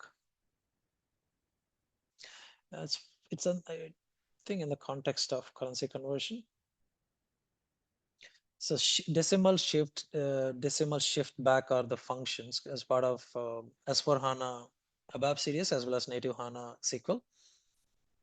So they work in a way. So you can see the examples on how they, let's say TCAR X is the decimals thing. So if you have decimals given to any particular currency, in this case, it has been given to USDN. USDN from currency to USD, and then the exchange rate type is just considered one. So what happens when you are doing, this is serious in the context of serious, but as I said, it is going to be same in everywhere.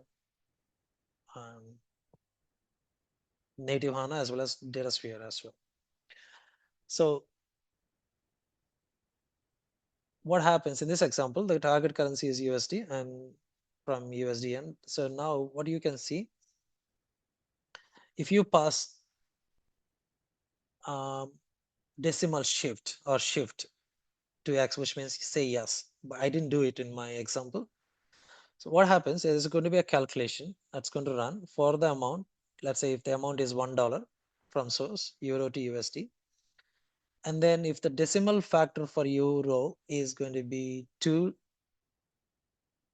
in the system, what it is going to do, it will apply decimal shift saying that the value what you're passing multiplied with 10 power 2 minus the number of decimals that you're going to have. So it's going to be, in case euro is 0, so what happens that you're passing 1, then it multiplies with 10, and then it will take the 2 minus 1, 0, which gets to the total value of 100.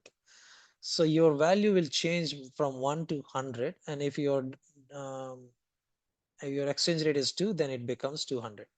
So really $2 becomes, sorry, $1 becomes, it has to become $2 only, but it is because of the exchange rate that we have, but it is really becoming 200 because of the decimal shift that is applied. So you apply the decimal shift where you're required to do so. If not, it's going to get you unexpected values. So same from GB, decimal shift is on, so value passed is 2 minus 0, and then the exchange rate will be multiplied with 100, and it gets to 160. For $1 it gets to 160 as the target amount.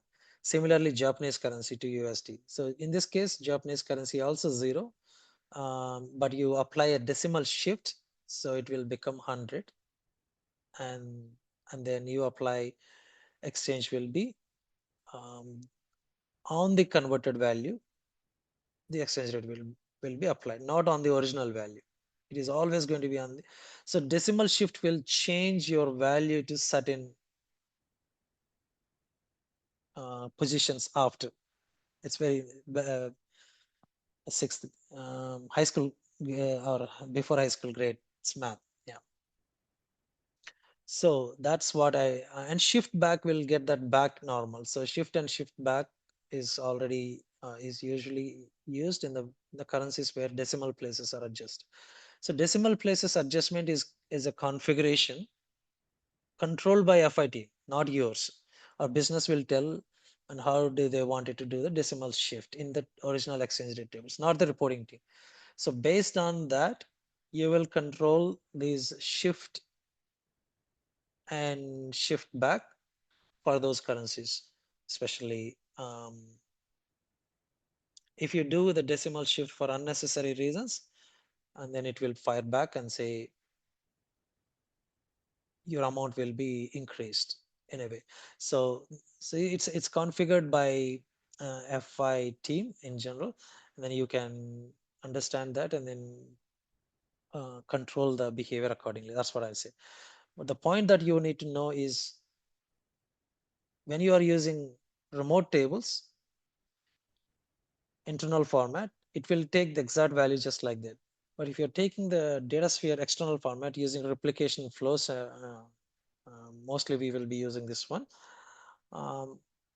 It applies the decimal shift all automatically when you're downloading the data into the or loading the data into the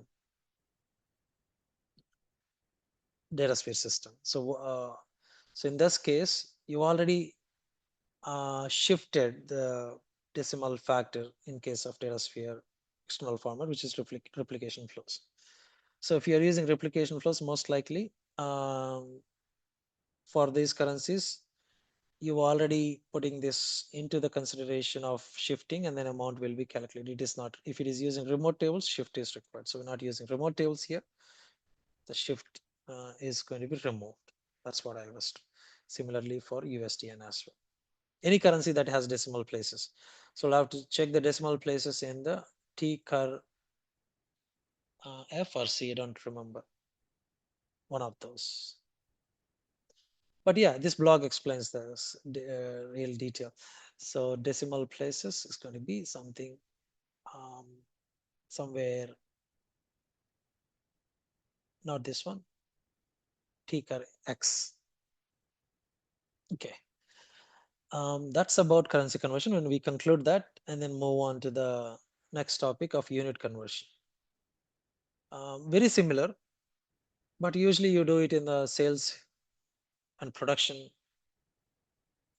procurement and etc., not in the finance general. Finance is important, but it's more operational plans than financial planning. So that's why SAP was not very good at, not SAP, SAC was not very good at. It's so much complicated or so much annoying to do this in SAC because of the limitations SAC has, because this system is not equipped. If you consider in IBP and other systems like where operational planning is usually happen, they do it just like that. It's a very simple way.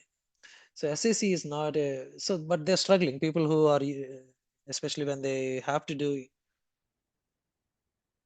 unit conversion, um, in every release they are coming up with some enhancements. And I think the last time that I used, they have somewhat better shape, but not to the extent where other operational planning systems can do, like IBP, where they more work on alternative unit of measures all the time. It's operational plan, demand forecasting, you order quantities, your invoice quantities, your procure quantities or supply quantities have to be converted to a different alternative unit of measures so that they can do a proper demand planning in a more efficient way. So this is not a real complex part in financial planning, but it is a very much concern. Even more than currency conversions, IBP and other operational plans teams work on unit conversion. So you cannot just simply ignore unit conversion is not important in general context. SAC context, I understand. GL reporting, financial profit and loss reporting, P&L statements or income statement, balance sheet, they don't require to be evaluating the quantities in a different unit of measures. This is more operational plan. Okay, but still SAC, they are selling it for operational plans. They're trying to give as much as possible, but not at a good phase.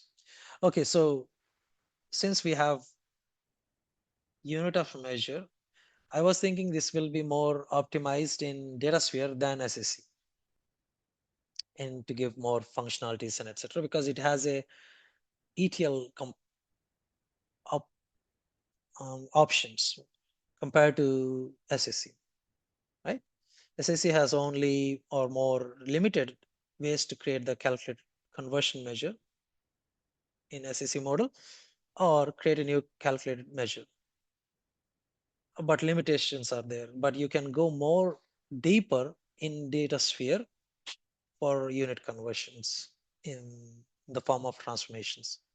Okay, so with that introduction, let's start with prerequisite. You need to get the unit conversions created, loaded from source system. That happens to be your S4 system. So let's do that. Okay, I'm going to close this one. We going to say plus. I think I already have everything here. Currency conversion. I can put in unit conversion in another folder, or I can just use it same folder. That's fine. I can create a new folder. Say plus folder October unit conversion. Create. Oh, you need a table, of course, for testing your data set. I will create a data set as well. Unit conversion folder somewhere in the bottom, right there. So I'm going to be inside and then create the respective objects here. Oh, not this here. This is the previous one. Sorry.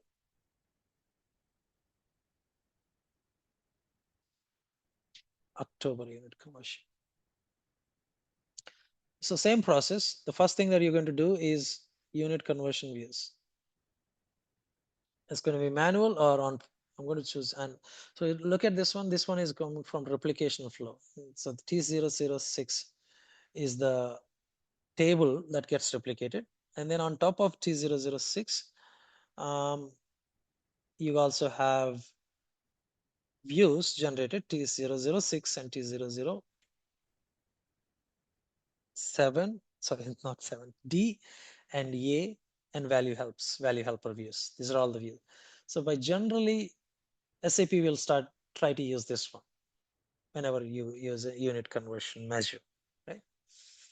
So let me do that again. So what same process, it is going to get me my objects uh, created in this folder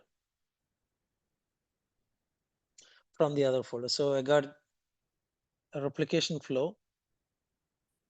And then this replication flow, once I run it, it will load the data into T006. I can see quickly show you the repository explorer.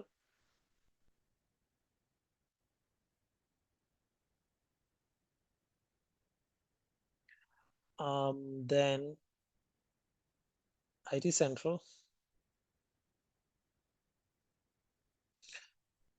currency unit conversion, October unit conversion.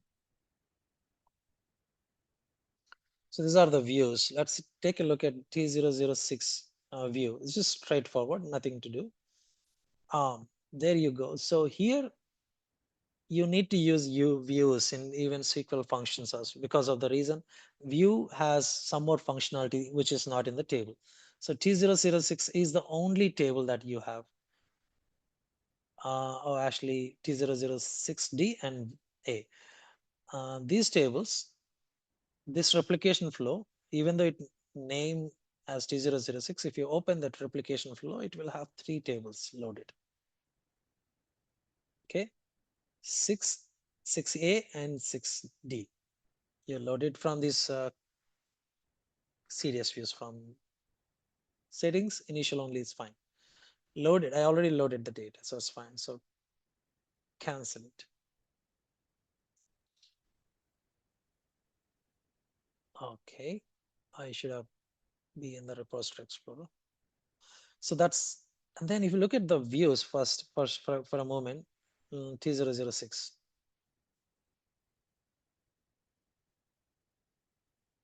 You see, this is the value that is hard coded to client. So you don't have that in the table. Otherwise, you would have taken the table column. So you need the client to be, for some reason, this replication flow is not or the table is not getting the standard table, not getting the client. So you may have, but DataSphere expects you to have a client there. So which means you need to use the views all the time, whether you're using graphical conversion view creation or like a SQL function of HANA, both. So I'm going to close this one, come back, and then start creating a graphical view for this one. Before that, I have a table that I created for unit conversion.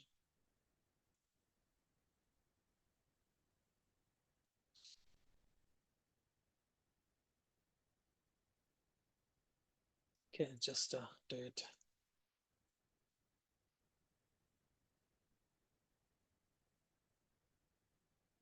Connected. Then now I can just, I have created 3 rows with a different unit of measure. I'm going to use this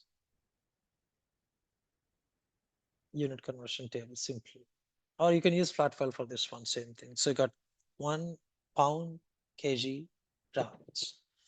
Both belong to a similar group of dimension of values. And you also may have to understand in general, it doesn't have from unit to target unit. Unit of conversion or alternative unit of conversion doesn't work as currency conversion. Generally, units don't change, right?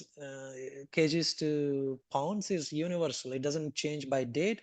It doesn't change by country, or sorry, it just doesn't change by method. It's always unique. I don't have to explicitly say, oh, source is kg pound, and then my target is kg.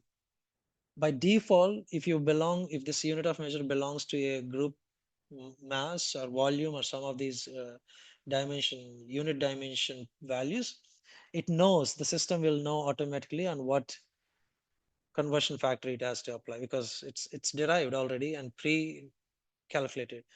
Grams, liters, milliliters, meters, kilometers, box, yes, of course, you have a custom dimension for the box, because box is like a custom unit of measure defined in a company. They will have it. And otherwise, the standard dimension of unit of measures will always going to have a target unit defined in the, not in the translation table, but in the dimension table defined standard way. Okay, with that introduction, now we can go and create a graphical view.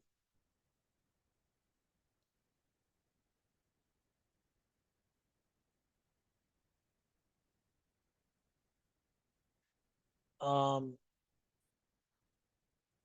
Currency unit conversion.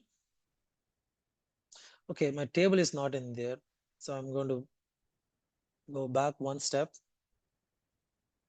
Table is already loaded to the previously created folder, so I'm going to put that folder, LT unit conversion. Then FX is the thing, and then plus. There is no unit conversion column. It's not graphically available. I don't know, maybe even SAC, they have some challenges in.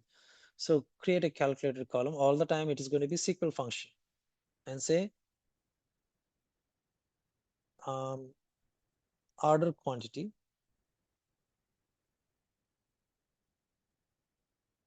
come on, in kgs, something like this. So you got a decimal,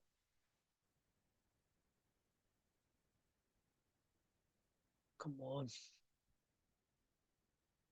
pi 2, and expression, put the details again, expression, expand it.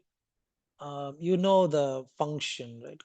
Convert unit. It's not currency, now it's convert. So you get a statement, and then you give the parameters, like whatever the parameters that you got. Quantity, map the parameter. What is my value? Which is going to be order quantity. You got order quantity. Similar to that, you have all the parameters to be passed. So just give those ones. I'm going to wait this now. You can just type in. So remember, if you try to give table, it's not going to accept it because there is no mapping to the client data. So you have to use views. So any question here is just target unit is kg hard code. Otherwise you put it in input parameter and then give it. Unit, reference unit is order unit column. That's it, space. This is where I downloaded these tables or views. Validate. It's valid. I will turn it off and then go and save it. Or even before saving, I can check the data here. Data preview.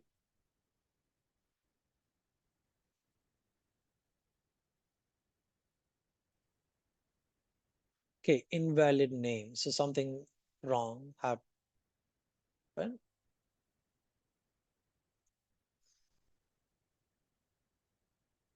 Okay, I'm going into this formula again.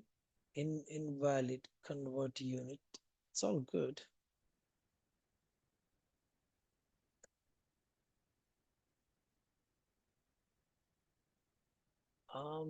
Anything that I miss? Commas there. Quantity spelling is wrong. Okay, sorry. Okay. All good. Validate. Yeah, the validation is a very not good. It doesn't even look for the parameters that are required for. So technically speaking, it should get an error because it's not an accepted parameter for convert unit function. defined in HANA, but still accepted this one. These are the accepted parameters, but though I put it wrong, it should give an error. Expression is not valid. It's not compiling. So I'm going to cancel, turn it off.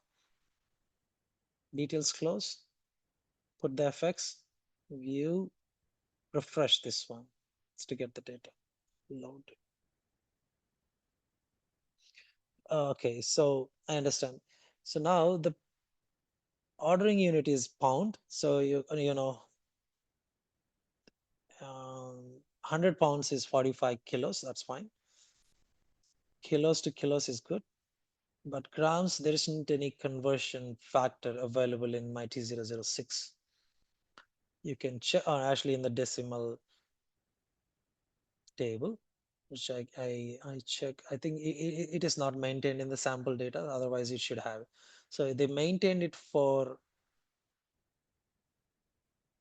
both these currencies, but not to this. Let me show. Yeah, you have a gram, but it's a different dimension as maintained. And in the, but it was expecting in the, this is the dimension ID, dim ID. And you got 45 is the factor that is used for LB. This dimension has no factor. Technically speaking, if it is in the, it has to be maintained in the same mass dimension, and then you should have a factor for 1000 to get the 1000 to the kilograms, because most of, not all, every characteristic will represent a kg in a dimension ID. So you can see the T006 dimension. So yeah, you can see these are the dimension IDs. We are looking at mass, right?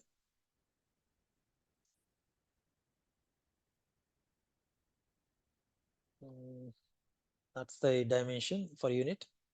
And say okay. So we got, this is the kg is the unique thing. So everything that is represented in conversion factor will apply to the kg. So they didn't have one for grams in this dimension ID. So that's why it's not working. So, but in general, you don't have this problem. They will definitely maintain. You know where you, I mean, sales team or somebody functional consultant, they will go and update the unit of conversion factors in the configuration in SAP. Automatically you get the data and it will calculate it. So that's how you, there is no graphical way. I mean, there is no conversion measure available for you. Just you need to do the SQL function. So same way it is applicable for graphical. So ordering unit in kgs working fine. Save it. So you can also do the same thing in SQL view, right? So you take the formula or the conversion unit function and then do it in the SQL view as well. So graphical view, ZV.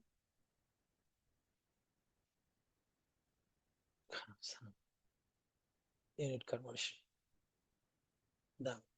So SQL view you can do as an example, another exercise, and then finally doing this in the analytic model. Yeah, you can guess this is going to be same. Or let me define a fact one for this one, relation to fact, and also I will make quantity as the measure, change to measure, and then order unit will become semantic type unit of measure.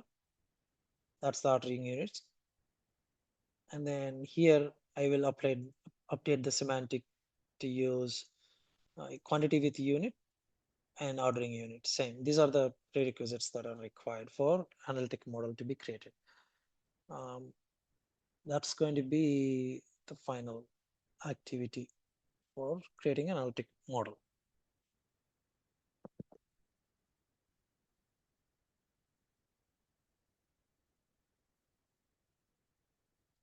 Deploying this.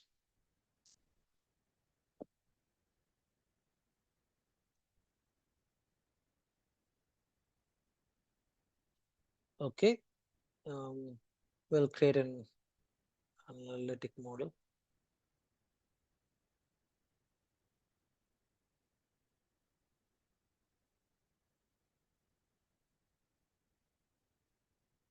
Um, Builder. Oh, already there. Sorry.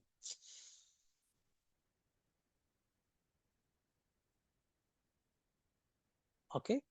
There, analytic model. Okay, in the same folder, which is available with Octo. Oh,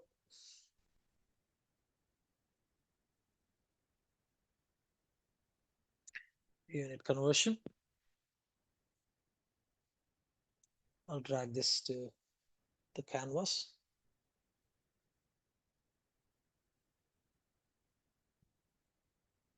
Yeah, you can easily figure it out. These are simple navigations. And analytic model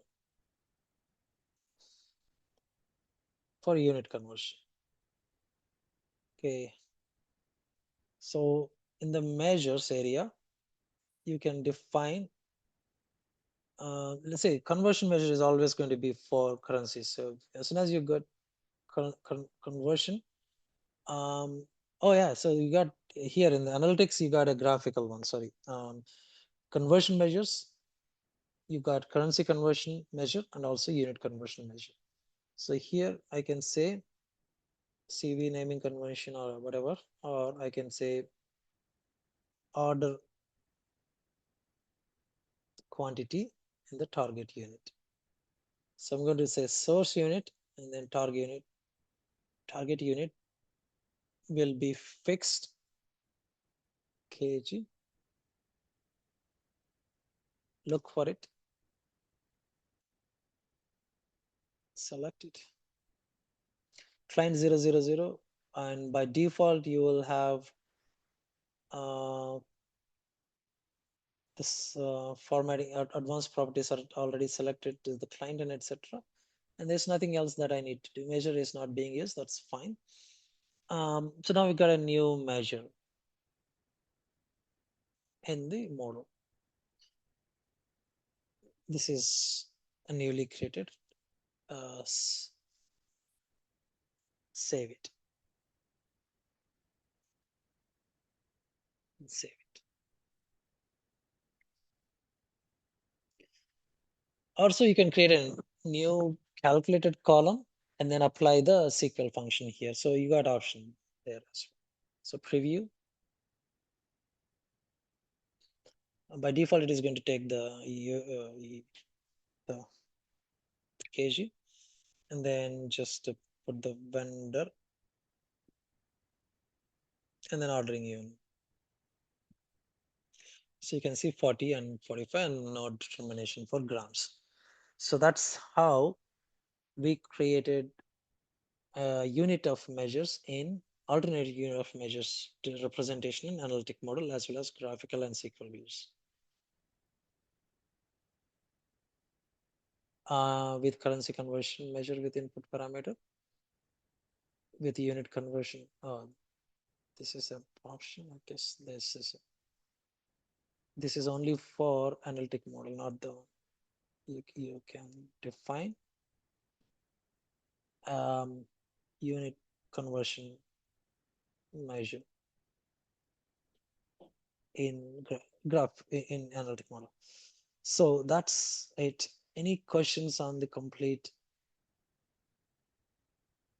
Which exercises? first you At least shared you this OneNote file? sorry. I mean, I couldn't see this file in Google Drive. Yeah, you got separate files for each topic separately on that Oh, particular folder. okay. Okay. Okay, so that's going to be end. And then what we thought, actually, we thought of going through the intelligent lookup and task chains as well. Since it's 10:45, it's too much for today. So Yeah, we can go through some of the topics today, and there is going to be 1 or 2 hours left after tomorrow. So I'm going to request another an hour or two in a different timing, but I will tell exact timing for those administration topics, DSP, CLI, and transport management, and variables. There's going to be variables. So maybe 2 hours after tomorrow. This is going to be totally 4 hours. That's what I'm trying to.